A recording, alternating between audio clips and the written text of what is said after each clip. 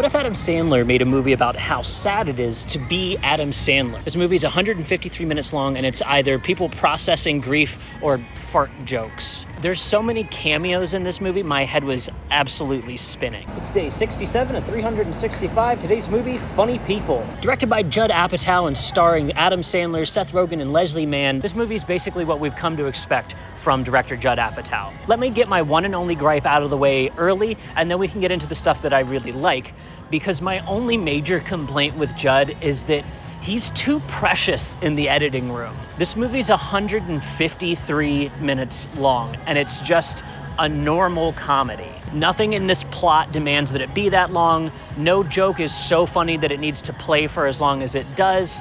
And I'm not saying that the 90-minute version of this would be better or even good, but I am saying that 153 minutes is too many of them. There's entire segments that are 3 minutes longer or more every 15 minutes or so that could be clipped down to 30 seconds. I usually end up watching Apatow's movies in 2 sittings because they almost demand an intermission. They can be so overly long at times. And that's not to say that I don't get this choice. If I was a director working with some of the funniest people alive at the time, I would also be precious about my edit and wouldn't want to cut anything out.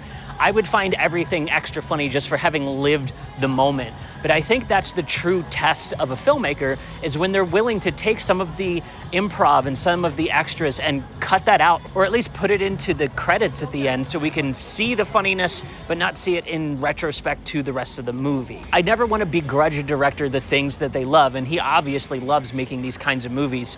Everything that he's directed is 2.5 fucking hours long.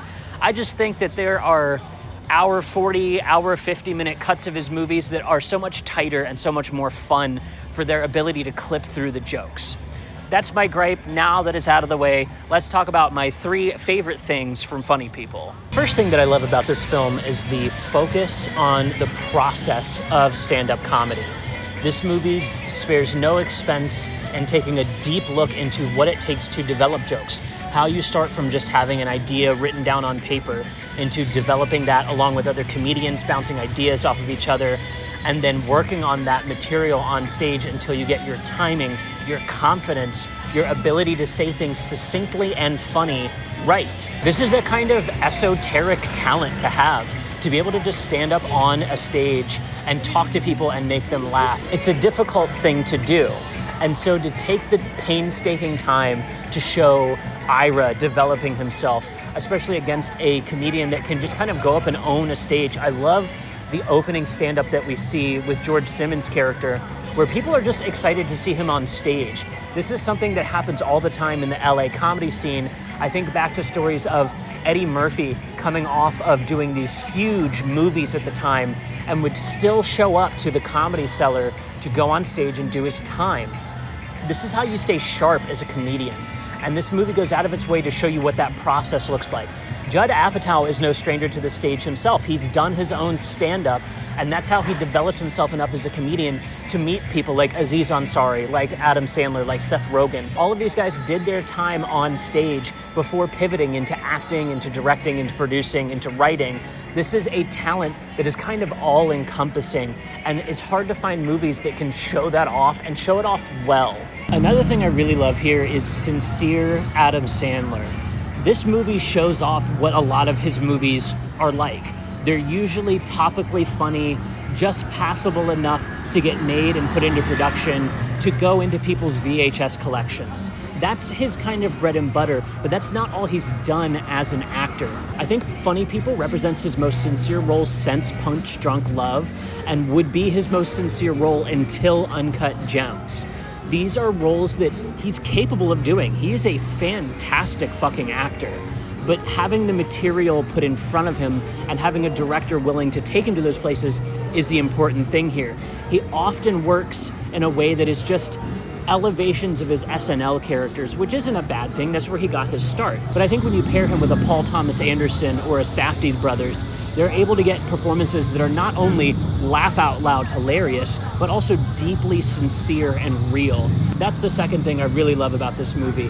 It's giving us that kind of topical SNL Adam, along with a very deeply sincere and real and raw version of him That's not something that we're gonna see very often. You can probably count on one hand the amount of times he's done this in his career. And I hope this is something we get more of him from.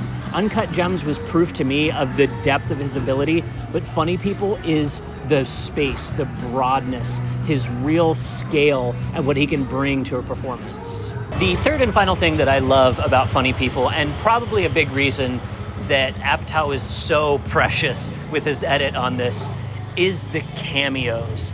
We have cameos on cameos on cameos. Some of them are single lines from the creator of Rick and Morty, Dan Harmon, where he's playing a paparazzi walking up to Adam Sandler towards the end of the film. The only time he's in the movie. What a cameo.